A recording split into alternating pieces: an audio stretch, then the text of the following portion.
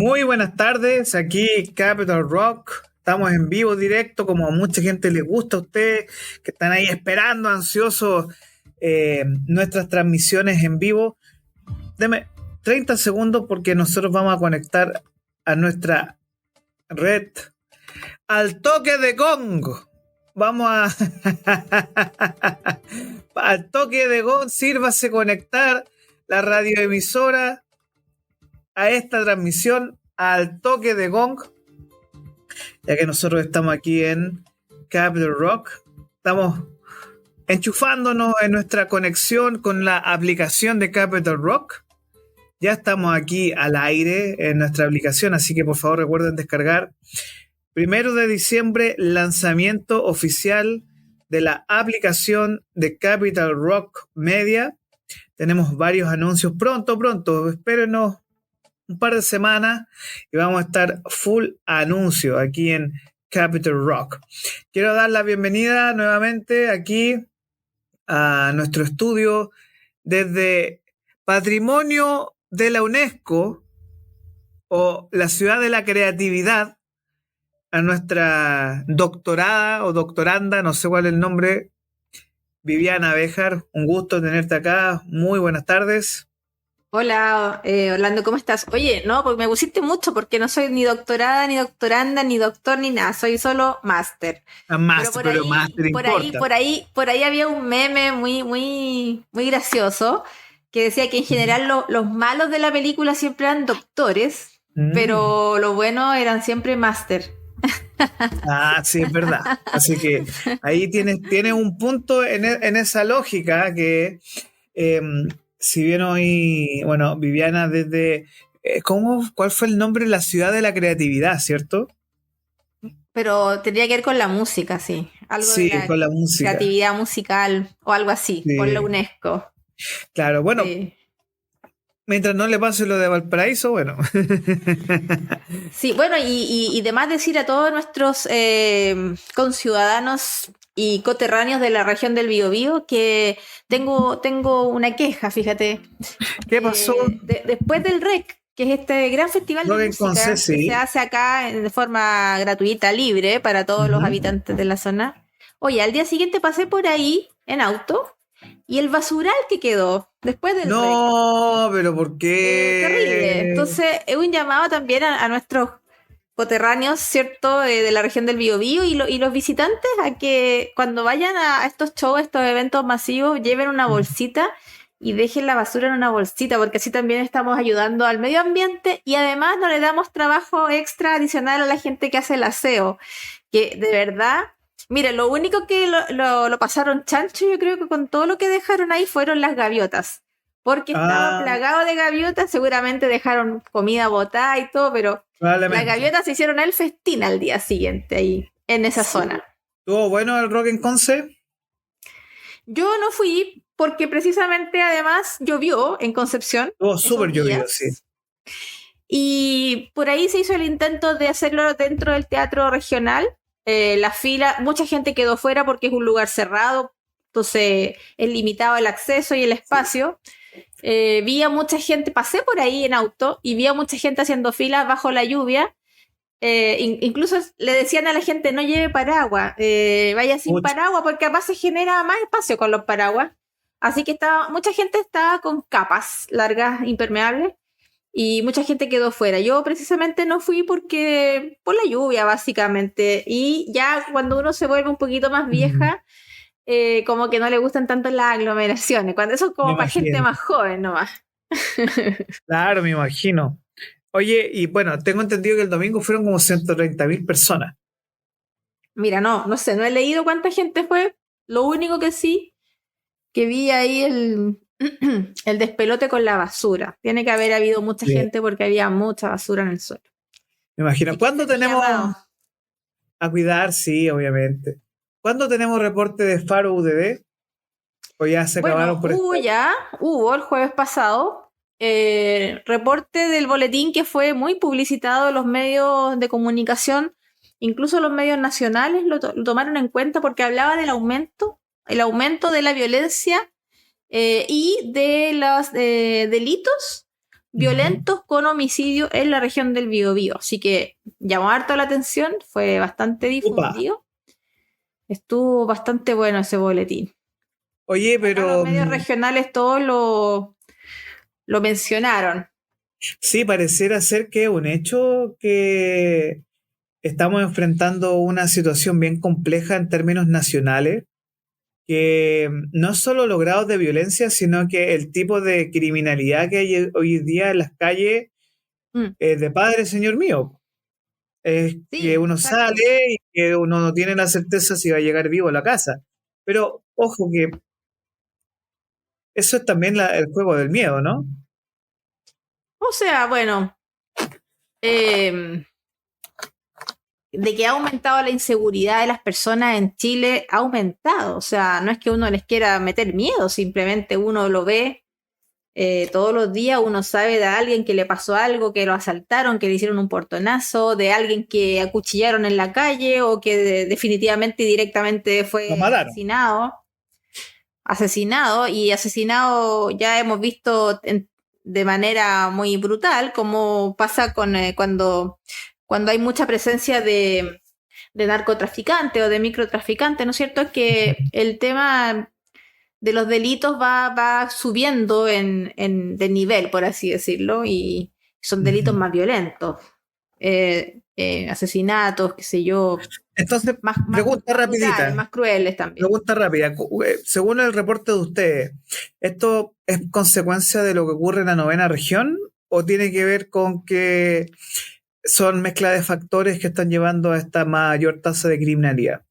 Son mezcla de factores. Tiene que ver con la macrozona sur y también tiene que ver con la pandemia, con post pandemia y también con la tasa de inmigrantes que llegan. Algunos inmigrantes llegan sin papeles o derechamente con los papeles manchados y no sabemos cuántos de los inmigrantes que están en Chile realmente vienen con un prontuario ya de sus países de origen. Así que son multifactoriales las respuestas que se pueden dar a eso.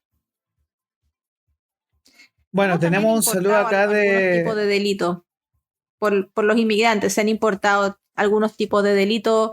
Ya lo hemos conversado aquí otras veces, que por decir algo, el sicariato, ¿no es cierto? Son tipos de delitos que no solíamos ver en Chile. Sí, yo creo que aquí hay una mezcla de factores. Para mí, por un lado, va esta crisis que enfrentamos hoy, que tiene que ver con la falta de autoridad, que eso yo lo he planteado en el programa de la mañana, el matinal, que cuando tú pierdes la autoridad, pierdes todo, porque institucionalmente este país es muy frágil institucionalmente. Entonces, cuando tú pierdes respeto a las Fuerzas Armadas, cuando tú pierdes respeto a Carabineros, y cuando tú conoces a la clase emprendedora hoy está muerta de susto, porque eso es parte de los comentarios que vamos a tener hoy día. La clase emprendedora al día de hoy siente, no sabe hasta qué punto va a poder aguantar esta crisis y muchas pymes me han conversado y me han dicho abiertamente que tienen miedo de que llegue una de estas mafias de sicariato o estos sobornadores, que personas que exigen pago para mantener los locales, como está ocurriendo aquí en Barrio Meix, donde tenemos las mafias de personas de diferentes países que son migrantes, que son delincuentes, que están sobornando a los chinos se están yendo del barrio Meix porque le están exigiendo pagos, e incluso en zonas como Estación Central y en otros sectores, ya las mafias de lo que es Tren de Aragua y otros más, de Colombia, Venezuela, Centroamérica, México, de hecho aquí se está reportando que está el cartel de Sinaloa, que llegó aquí a Santiago Centro. No, sí, Entonces, ya no es está cualquier... difícil. Y el tema es que son mafias que si tú no les pagas te matan. Así de simple. Sí, o para plomo, o qué era, plomo o plata, plata o Plomo plomo, algo plata. así. Plomo Plomo o plata. plata. No te queda otra, Entonces, no te queda otra más que aceptar el soborno o aceptar lo que porque si no es tu vida, o la vida de tus familiares, o la integridad de tus familiares, o la Sí, tuya. Entonces ya y esa, por eso son palabras mayores. sí. Entonces también tiene que ver mucho, de hecho, no sé si sabías tú, pero en el norte, en Alto Hospicio, hay un paso fronterizo que está tomado por el Tren de Aragua. No sabía. Sí, hay un paso fronterizo en Alto Hospicio que está tomado por el Tren de Aragua, que está generando que no tan solo no puedan ingresar camiones, sino que haya extorsión. Y que es uno de los pasos que hay hacia Perú y que simplemente están tomándose la frontera. Fíjate que es Entonces, bien difícil hacer una radiografía de un sector o una radiografía sociológica de los habitantes de un país o de un sector. Son tantas las variables que influyen y sin duda que la variable institucional influye bastante. Cuando la gente se empieza a dar cuenta que institucionalmente no hay mucho orden, pareciera ser que esto ya está repetido, más que repetido, me carga repetir las mismas cosas, pero pareciera ser que la falta de ley o la anomia es el denominador común que hace que muchas personas, piensen que, bueno, chip es libre, el sistema procesal penal también es bastante garantista, entonces está la sensación un poco como que en Chile es fácil y es barato ser criminal o saltarse las normas institucionalmente, como tú decías. garantista. Claro, nuestro Esa es sistema la procesal penal expresión es clave garantista. de un sistema garantista donde está el mundo al revés, donde los delincuentes tienen abogados y la gente común y corriente Sí. que es asaltada no puede tener abogados porque, y de hecho, bueno, vamos a ingresar a eso. O sea, es verdad que yo entiendo la filosofía de fondo de eso, que todo el mundo o todas las personas debieran ser inocentes hasta que se pruebe la culpabilidad. Entonces, si te llevan a tribunales como acusado, el Estado tiene que ponerte un abogado, defensor. Pero, porque uno piensa en una situación en donde un ciudadano común y corriente se ve enfrentado a la justicia y es lícito y es justo que todos se ponga en duda la culpabilidad. Está bien, pero no puede ser el mismo trato, a mi juicio, para una persona con prontuario que cae una y otra vez a la cárcel, porque no vamos a pensar que ahora, la quinta vez que cayó, ahora sí, no era culpable. Entonces, bueno, Es por eso yo te digo que que el sistema tiene que diferenciar y discriminar qué tipo de ciudadano está llegando a los tribunales y cómo tratar a unos y a otros. Hay gente que vive de la delincuencia, vive del crimen. Ese es su trabajo, el crimen. Ese es su fuente de ingresos, el crimen. Y eso está más que detectado ya por el sistema judicial. Pero por algún motivo, y porque también la Constitución así lo dice, es que hay que ponerle defensa a todas las personas. sí, ahora, de todas maneras, en lo que nosotros enfrentamos hoy, lo quiero conectar con la editorial que yo te dejé aquí puesta en nuestra pauta para que podamos comenzar esta discusión, que son números contrarios, pero vamos con esta editorial que te dejé para que las personas puedan hacer estos comentarios que nos están viendo, que hoy salió un reporte del IMASEC de septiembre que no sufrió variaciones, así que Viviana, te voy a dejar a ti con el comentario de esto que fue noticia fresca del día de hoy, para que tú puedas hacer una editorial, porque más adelante tenemos otro reporte de la Universidad Andrés Bello que dice todo lo contrario, pues entonces uno queda como, bueno, ¿con qué dato esa persona que nos está escuchando ahora se tiene que quedar? Así que te voy a dar el pase a ti para que podamos ir a esta editorial. Dígame. Bueno, no sé si tú sabes, pero el auditor sabe que todos los datos se pueden revisar y estudiar desde distintos ángulos. Un mismo dato puede ser optimista, el mismo dato puedes tú tomarlo como un dato pesimista, depende de la interpretación que le des a los datos. Es por eso que al parecer últimamente el dato no mata relato, ¿no es cierto? Porque a pesar de que tenemos una fuerte cantidad de datos que indica que nuestro sistema de libre mercado es un sistema que ha sacado a la gente de la pobreza, aún así pareciera ser que esos datos no cumplen su función en su totalidad, porque si esos datos se presentan de una manera, con un relato en que te los presenten de otra manera, el mismo dato, pudiese ser que, y no es que pudiese ser, las personas realmente se dejan llevar por uno o por otro relato, con el que más se sienten identificados o el que les parece moralmente superior. Y ese es un punto porque los seres humanos somos seres morales, aunque algunos digan que no, pero sí somos seres morales porque siempre estamos evaluando los datos, en este caso los números que son invariables, o sea, uno no puede decir, no, es que este número en verdad no era ese número, es ese número, pero la representación, la interpretación de ese número puede estar supeditada a un cierto relato, y ese relato va a pegar más fuerte o menos fuerte en la persona de acuerdo a su escala de valores, ¿ya? Y generalmente hay relatos que parecen más morales que otros. Ejemplo, el relato de la desigualdad material parece un relato superior moralmente, ¿no es cierto? Porque moralmente pareciera ser que todas las personas debiéramos ser iguales. Y en verdad lo somos. La Constitución dice que somos iguales ante la ley. Jurídicamente, con los mismos derechos y deberes, sí somos iguales, con la misma dignidad, ¿no es cierto? Sin embargo, todos estamos dotados de diferentes características de la personalidad que hacen que algunos tengamos facilidad para ciertas cosas, otros para otras, y da la casualidad de que el mercado, donde se transan estas habilidades, paga más por unas que por otras. Ejemplo, paga más por los servicios médicos que por los servicios de recoger la basura ahí en el REC. ¿Ah? Le pagan más a un médico, a un neurocirujano, recibe una renta mayor que a la persona que va a limpiar la basura y que fue dejada por la gente del REC.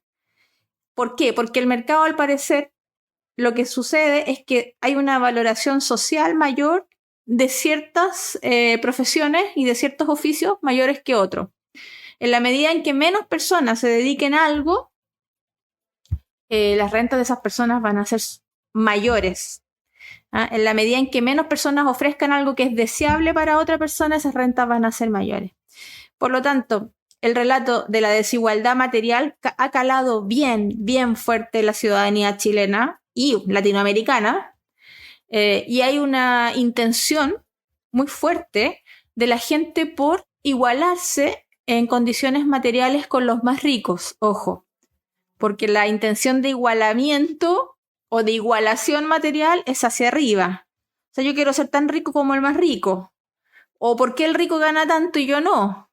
Ahí hay un relato que ha calado fuerte. No estoy haciendo ningún juicio moral, simplemente estoy presentando la idea que nos llevó a Chile al estallido social, como le han bautizado, ¿no?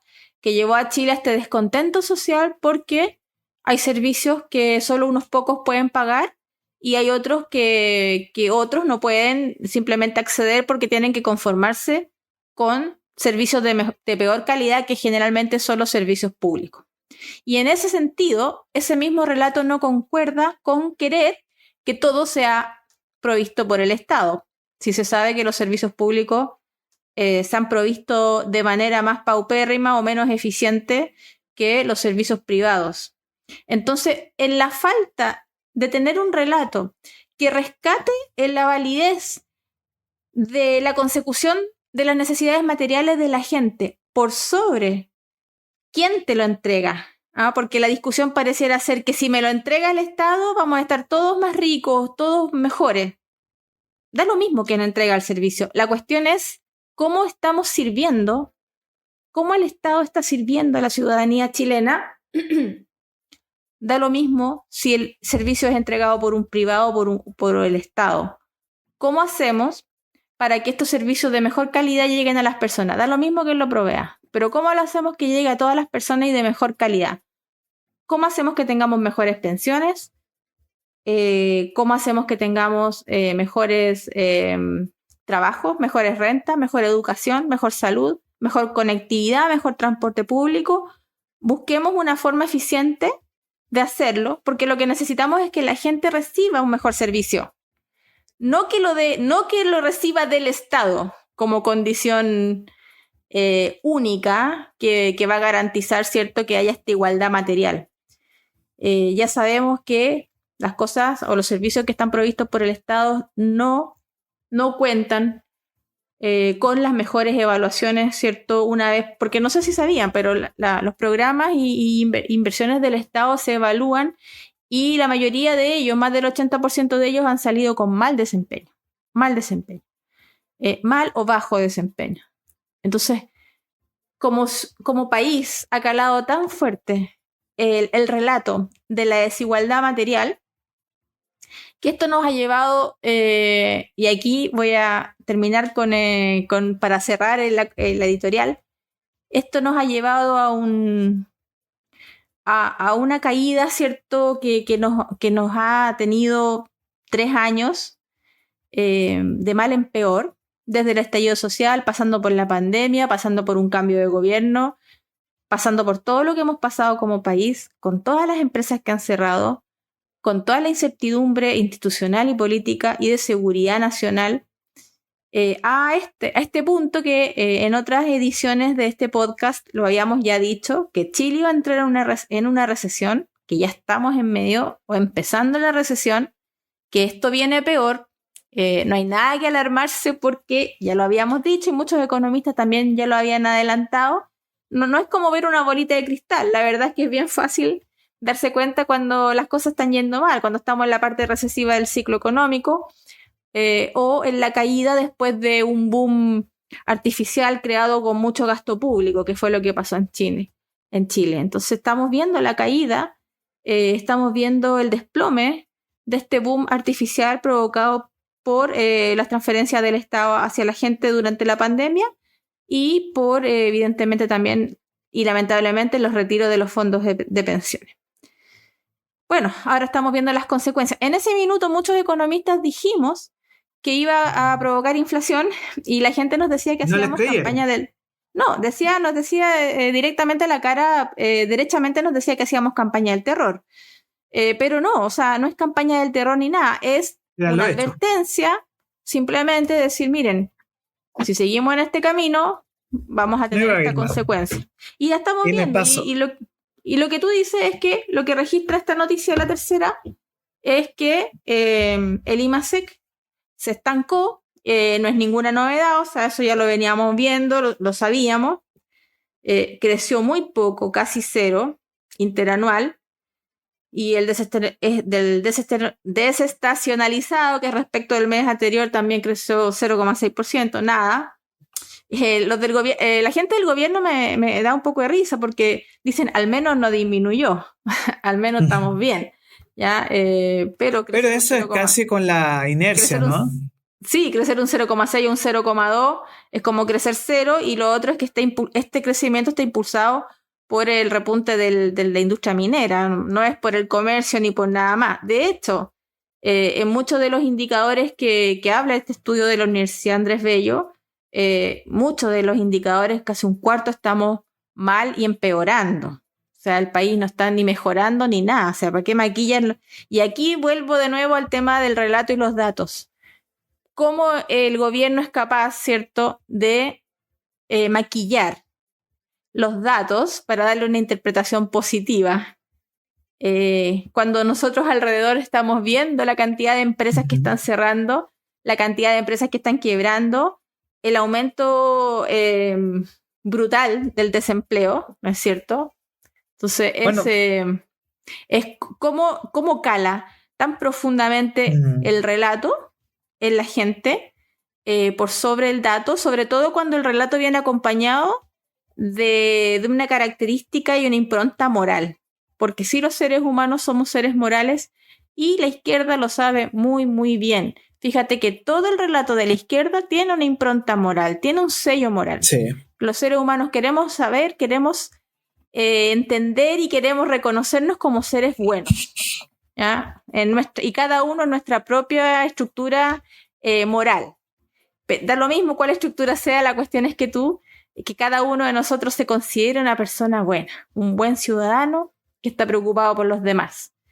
Y de repente hay que caer, ¿cierto?, a la dura realidad que generalmente las cosas, para que resulte en un aumento de la riqueza material, que es lo que queremos, ¿no es cierto?, se necesita trabajo, esfuerzo, constancia, buenas instituciones, seguridad, todas las cosas que hoy en día no están sucediendo porque, uno, la educación pública es deplorable. En Atacama llevan los profesores varias semanas en paro.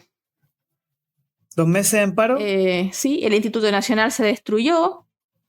O sea, la educación pública realmente está sufriendo, y en algunos sectores más que en otros, dependiendo también de la administración regional y comunal, está sufriendo gravemente. Bueno, ahí nosotros nos enfrentamos a lo que este desmantelamiento del modelo, que mucha gente, que a mí me da un poco de vergüenza, muchas personas que son de izquierda y que son cómplices pasivos de la destrucción de la educación pública en Santiago Centro, que yo lo veo, que yo estudié ahí en el Manuel Barro Borgoño, y que el Manuel Barro Borgoño hoy es un liceo más, y antes era de excelencia. Instituto Nacional era un liceo de excelencia. Casi todos los presidentes de Chile fueron ahí.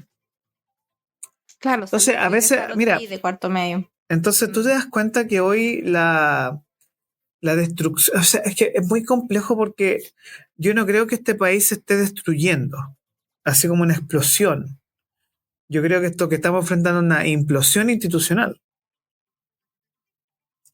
Y esa implosión... Todas las culturas y los grandes imperios realmente se destruyeron desde adentro. Claro. Todos. Y esa implosión, un poco la percepción que tengo es que en unos mes y medio más, si llega a ocurrir la catástrofe de tener una votación en contra de la nueva constitución arriba del 70%, mi temor es que ocurra en Argentina 2001, aunque se vayan todos. Porque imagínate el caso que un 90% de la gente vote en contra del nuevo proyecto constitucional. Que ese es un hecho de poca probabilidad, pero de alto impacto. O sea, yo estoy súper consciente que si llega a ganar el rechazo arriba del 90%... ¿Y por qué tiras esa cifra como arriba del 90%? Por las percepciones de la encuesta, ya más que nada porque hay una animadversión al proceso constituyente, partiendo de la base que hay un 38% de personas que no les van a votar en contra, que fue los que votaron a favor del otro texto constitucional, y que hay un gran porcentaje, sobre todo yo tengo una preocupación muy fuerte desde el punto de vista de la mezcla de factores, ¿ya? Lo que tiene que ver con la situación económica, un desempleo del 10%, llegando al 10% en noviembre, cuando tienes 800.000 personas cesantes es un tema, la gran cantidad de pymes que están quebrando, ¿ya? Porque no hay venta. No solo pymes, las grandes empresas también. Las grandes empresas también, entonces...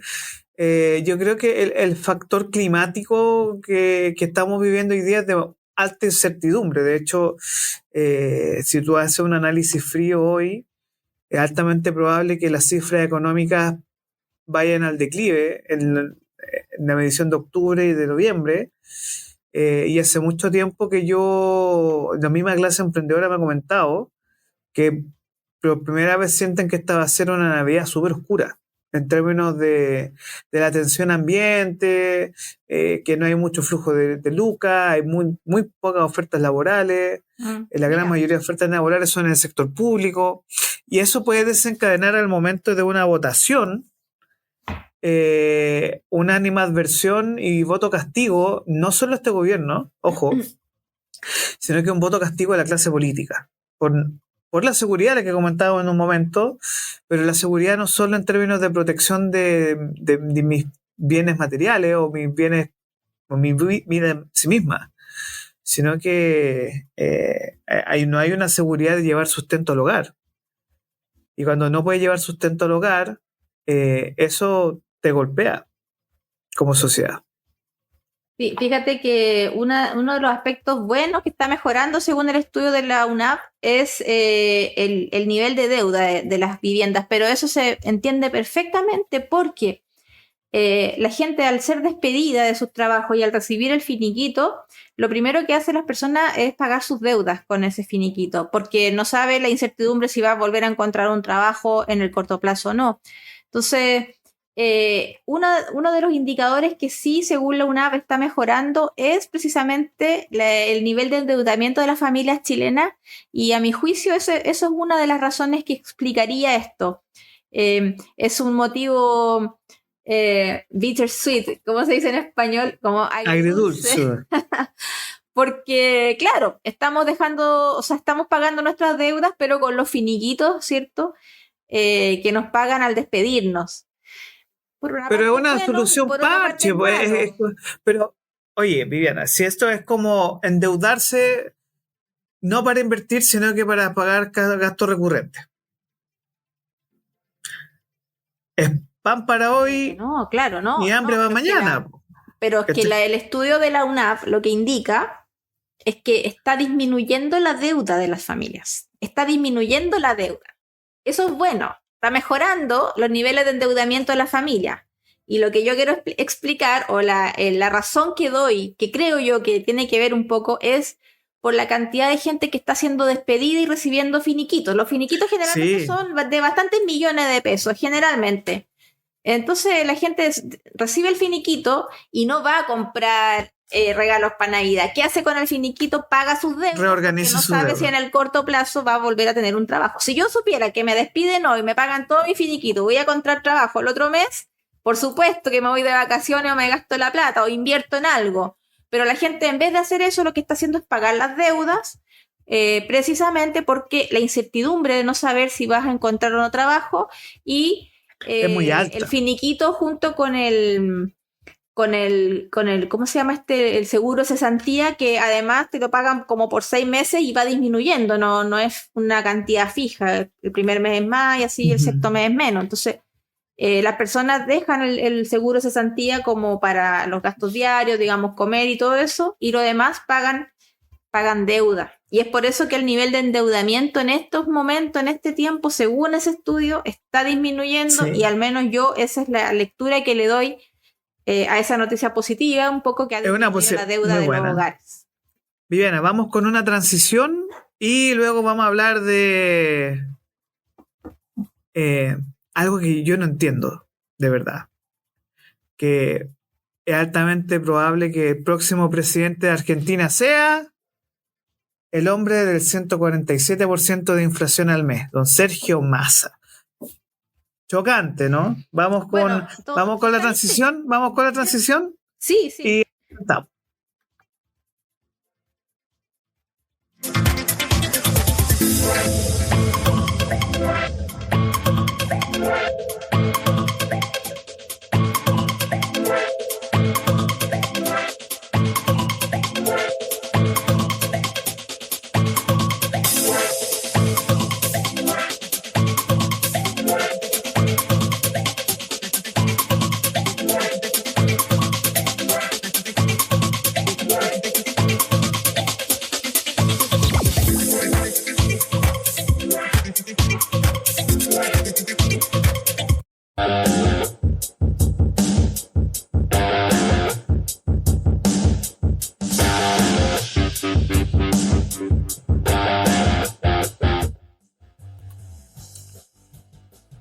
Estamos de regreso aquí en Economía Capital y yo no sé cómo explicar y no sé.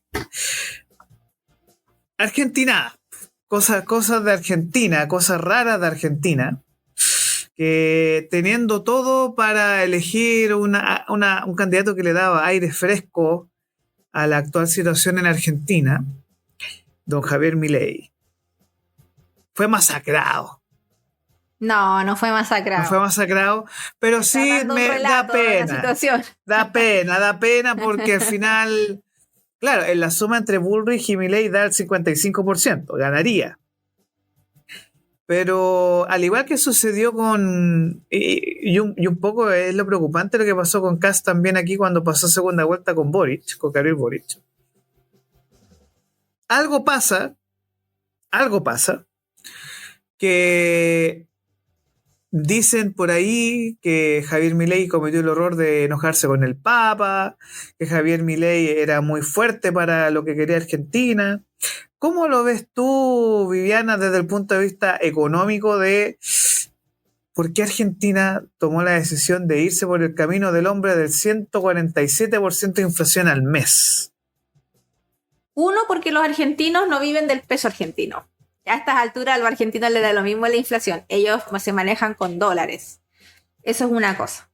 El peso anda botado por ahí y si bien a lo mejor reciben su sueldo, pero lo cambian al día siguiente o al minuto siguiente lo cambian en dólares. Así que en verdad el peso argentino no es una moneda demandada para ellos y tienen muchas opciones para usar.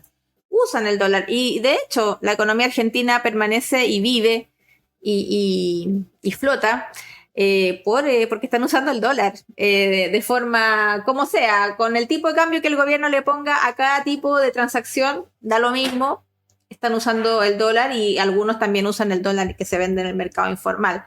Así que eso es una cosa. La inflación para ellos ya la tienen más o menos han aprendido a vivir con esa inflación. Esa es una cosa. Segunda cosa, el sector público en Argentina es demasiado grande, al menos tiene ese 30 y tantos % que votó por Massa cautivo, porque la entrega de bonos, aunque sean bonos pequeños, pero tú sabes, dice, aparte de mi trabajo siempre estoy recibiendo este bonito por aquí, esta cosa por allá, y no la quiero perder en realidad. ¿Para qué? ¿Para qué voy a votar por alguien que no sabemos si va a poder gobernar, no sabemos qué va a pasar con el país, mucha inestabilidad, quizás vamos a ser aliados de Estados Unidos? No, mejor me quedo yo en mi statu quo aquí tranquilito y total si vivimos igual. ¿Quién votó por Milei? Ya lo habíamos dicho antes. Los jóvenes y las personas más pobres, las que no viven del Estado, aquellas personas que no les alcanza o que el Estado no llega a solucionarles sus problemas. Esas personas no ven en el Estado nada, no le ven ninguna gracia al Estado. Y los jóvenes que están educándose un poco más, que tienen acceso a leer algunos libros de economía, que se están educando en economía, que ven redes sociales, ellos fueron los principales votantes de Milei, pero ciertamente que los jóvenes y las personas más pobres no constituyen el total de Argentina. Pero yo no lo veo tan terrible, o sea, en la medida en que Javier Milei reciba los votos de Bullrich, tiene varias posibilidades de salir electo presidente. Ahora, la crítica sí que todo el mundo le puede hacer a Milei.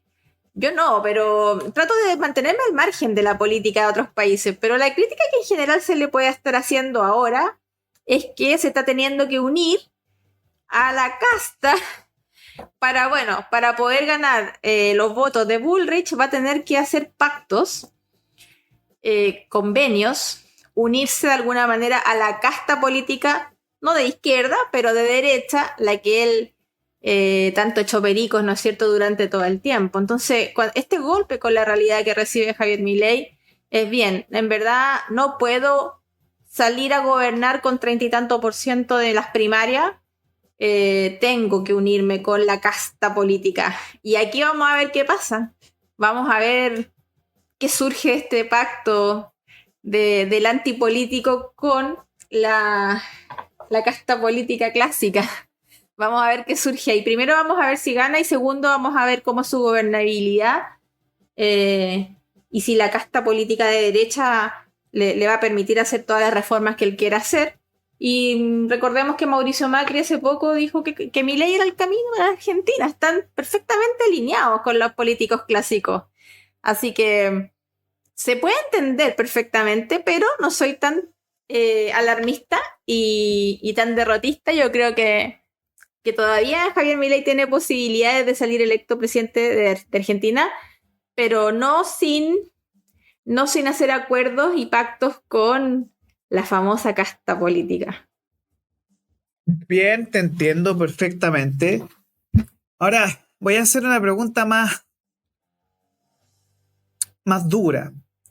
Estuve viendo mucho medio argentino y lo que de verdad ocurrió fue que sacaron plata, emitieron más plata aún y le dieron un bono a la gente y eso dicen que fue lo que provocó que Massa subiera mucho y además que el problema de Milei pareciera ser Buenos Aires. El problema parece que Buenos Aires es lo que le complica mucho a Milei, porque en el resto de las regiones le fue bien. O sea, es interesante cuando tú ves el mapa de Argentina, todas las regiones, los estados al lado de Chile, Milei. Es impresionante. Los que están más hacia Buenos Aires, todos son por Massa. Pero todos los que están al lado de Chile, todos, Mendoza, Salta en el norte, Neuquén, hasta la Patagonia, que es la zona de Cristina, votaron por Milei. Entonces, Bueno, hay algo vuelvo a ahí. repetir que los sectores más pobres y los que Exacto. y los que el Estado tiene menos incidencia en sus actividades productivas son los que votaron por Milei, porque ellos dicen no tengo ni una pérdida en dejar que el Estado me deje de dar qué cosa. Si yo no vivo del Estado, vivo de mi trabajo, o el más pobre realmente el Estado no le ha solucionado nada. Es como cuando aquí te dicen, oye, el Estado te va a solucionar las listas de espera, ya, pero ¿cuándo? Porque sigo esperando. Es como un poco lo mismo. Entonces, y suele darse este efecto que en las capitales, donde hay más cantidad de recursos, la gente tiende a votar por la izquierda por algún motivo. Mi explicación es moral. Es porque la izquierda tiene esta impronta de que sus ideas son moralmente superiores que las de derecha. Las de derecha son materialista, el dinero, la ganancia, la empresa, el empresario. Con eso, uno relaciona a la derecha.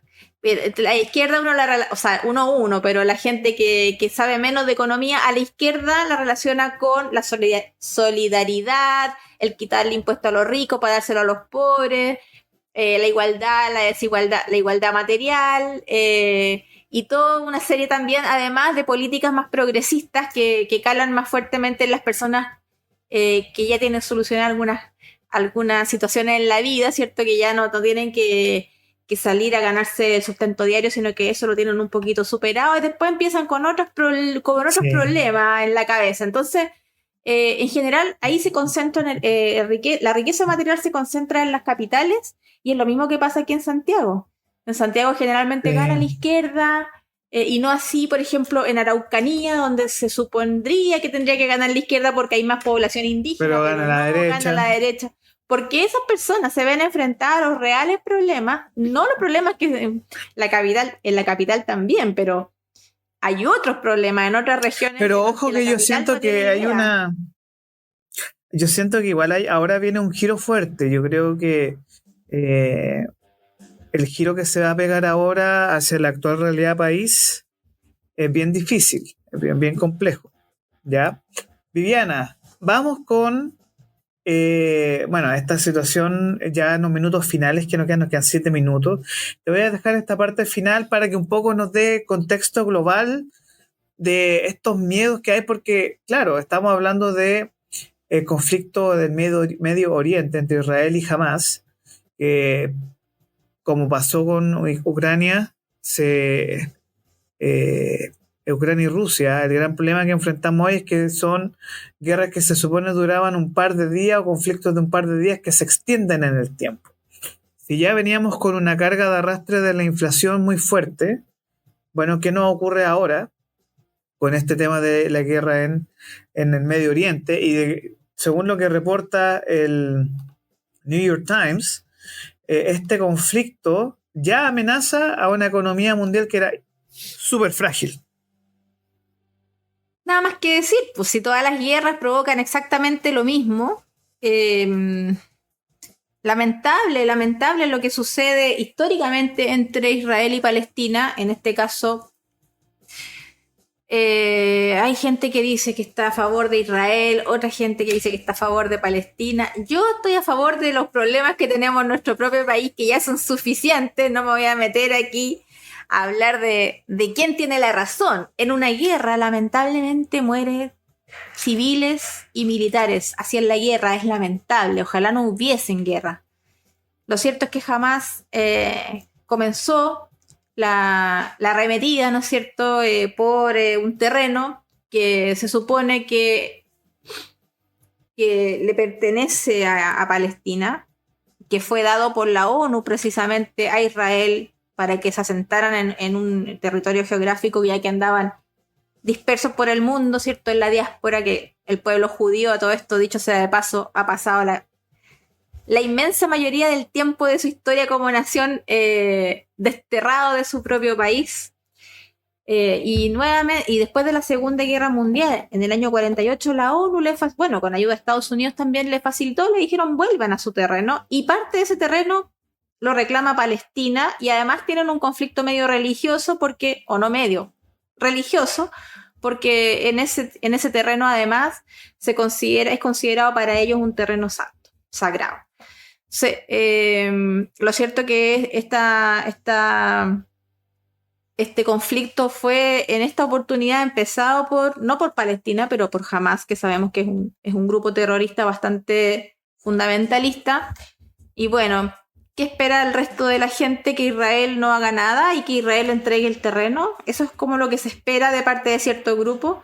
Lo cierto es que para Israel también ellos están defendiendo su terreno. Y están como toda guerra, pues si a ti te atacan, si a nosotros los argentinos nos vinieran a atacar, o los peruanos, o los bolivianos, ¿qué tendría que hacer Chile? Supongo que defenderse y moriría mucha gente si la hacían la guerra. Entonces, lamentablemente también esto tiene impacto en la economía, no solo de ese sector del Medio Oriente, sino que de toda la economía mundial. Y lo que se espera aquí, lo que se espera en la quebrada del Ají, es que suban los precios de los alimentos, suba el precio del petróleo. Como sube el precio del petróleo, y eso es transversal a casi todas las industrias, va a subir también los precios nuevamente. Ya estábamos tratando de controlar la inflación y capaz que todos los esfuerzos ahora no sean tan efectivos por esta guerra. Y es básicamente lo que se esperaría de cualquier guerra. Aumento del precio de los alimentos, aumento del precio también del combustible. Quizás se va a encarecer el transporte internacional. Se van a ralentizar también seguramente algunas conexiones productivas entre Chile e Israel, por ejemplo. Mira, tenemos algunos tratados de libre comercio. Sí, con Israel sobre todo, creo, ¿cierto? Claro, con Israel. Oye, pero pregunta, desde tu punto de vista, porque estaba leyendo el reportaje para preparar este programa y decía que el nivel de deuda mundial es altísimo. O sea, todos los países, sobre todo los de segundo o tercer orden, están súper endeudados. O le deben a China, o le deben a Estados Unidos, o le deben al Fondo Monetario Internacional. Pero hay altos niveles de deuda y Chile entró a esa lógica que es bastante peligrosa de la deuda. Eso es por un lado. Y por otro lado, que estamos metidos en un conflicto complejísimo el nuevo eje del mal, que se llama China, Rusia, Corea del Norte, frente a la Unión Europea y todo lo que es OTAN, y en el medio surgen conflictos regionales, ¿no? O sea, en el medio tenemos por ejemplo, Israel-Hamás, los conflictos en el Mar Amarillo entre Estados Unidos y China, Rusia que está con Ucrania y que Estados Unidos dejó de financiar la guerra en Ucrania porque era o financiaba la guerra o el Estado se queda sin plata. Y estás con un suma y sigue. Por ejemplo, yo siempre comento noticias internacionales que en Polonia fue derrotado el Partido Conservador porque no le gustó las políticas que eran muy conservadoras, que en Polonia es una señal porque están al lado de Ucrania. Entonces hay muchas cosas que se están moviendo en términos económicos, y sobre todo lo que a mí me preocupa acá es que en algún punto esta burbujita en la que estamos se genera un conflicto aún mayor.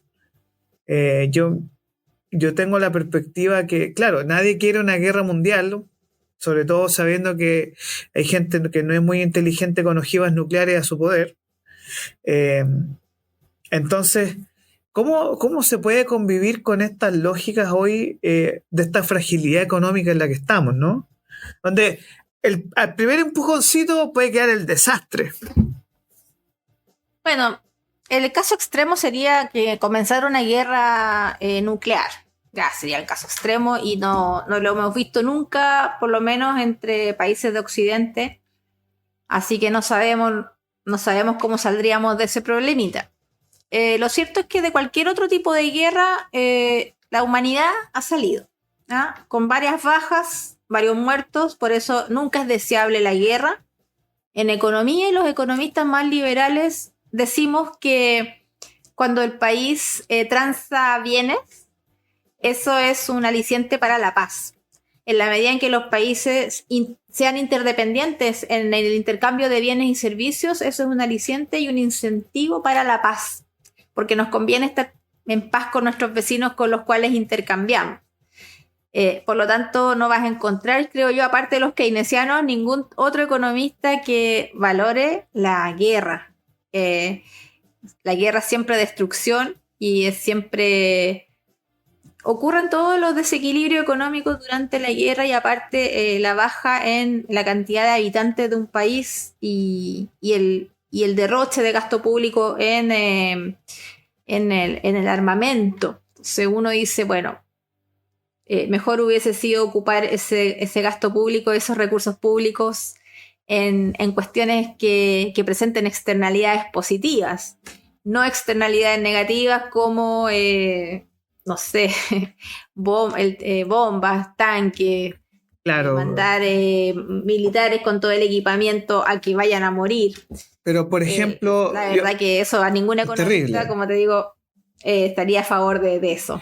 Pero, ¿sabes qué? Yo al final, hay una frase que me caló hondo de 1984, este tremendo libro de George Orwell, que el lema del gobierno mundial, de este gobierno del Gran Hermano, era: la guerra es la paz.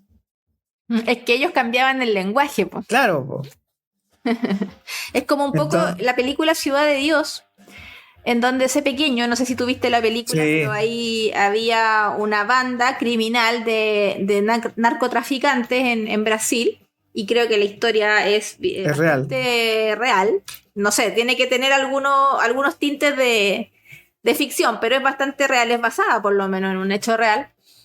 Este líder narcotraficante del sector de la favela que se llamaba Ciudad de Dios en Brasil, tenía todos ordenados en la favela, había orden, pero a punta de pistola.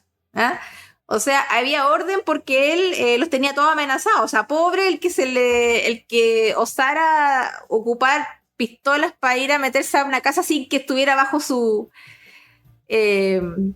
designio, digamos, bajo su control. Si a alguien se le ocurría enfrentarse a su hegemonía, entonces, bala nomás, al tiro. ¿No? Él no tenía ningún miedo a matar a nadie. Entonces, él mantenía bajo este criterio, como tú dices, la guerra es la paz. Un poco esa era la conducta, ¿no es cierto? Y esa es un poco la conducta de los narcotraficantes. Oye, ustedes compórtense como yo digo y vamos a andar todos bien aquí. ¿Ah? La guerra es la paz. Bueno, pero en 1984 ellos cambiaban el lenguaje, habían sacado algunas palabras, algunos conceptos del diccionario. La gente no sabía lo que significaba la libertad. La libertad no era una palabra que estuviera en el diccionario. Y se le da un nuevo significado a las palabras. Se les resignifica, se da una resignificación de los conceptos. Y cuidado con lo que yo hablaba al principio del relato, porque los políticos son re buenos para armar estos relatos y resignificar, ¿cierto? Como ya nosotros lo vimos, pero no nos dimos quizás mucho cuenta. Cuando a los delincuentes se les llamó luchadores sociales, hay una resignificación del concepto de luchador social o de delincuente, como lo quieran ver. Pero al final lo que nos ocurre, y para dar este cierre del día de hoy a Economía Capital, es que en este tiempo de alta incertidumbre, lo más importante es que usted esté informado, que lea la información y escuche este programa, sobre todo ahora que estamos saliendo en línea desde nuestra aplicación Capital Rock Media, que tenemos nuestro lanzamiento oficial el 1 de diciembre, así que ahí le vamos a estar contando novedades para que usted pueda descargar esta aplicación. Viviana Béjar, yo te agradezco mucho el tiempo el día de hoy. Creo que fue una conversación súper rica y que yo creo que las personas que nos están viendo nos mandan mucho cariño y saludos. Así que de verdad muy agradecido de ti. Y te dejo un minutito final para que puedas despedir, hacer los comentarios con tu, obviamente siempre, libertad de expresión. Sí, no, muchas gracias a ti, Orlando, por esta plataforma. Gracias también a todos los auditores que nos están siguiendo. Suscríbanse ahí a Spotify, también estamos ahí como Economía Capital. Y solo recordar que Faro UDD es un centro, un núcleo de humanidades y de ciencias sociales, donde estamos acá un conjunto de profesores e investigadores trabajando para difundir ideas y para mostrarle también a los encargados de política pública y a los gobernantes regionales, comunales, ¿cierto? ¿Cuáles son los verdaderos problemas? Hacemos estudios desde cuáles son los verdaderos problemas que la gente tiene y dónde tienen que reenfocar la mirada hacia los programas y políticas públicas. Ese es el trabajo que hacemos, además de difundir ideas. Y gracias a Faro UDD también estoy con ustedes hoy día acá, en este horario. Así que agradecemos a eso y les invito a todos a revisar nuestras redes sociales, faroudd.cl.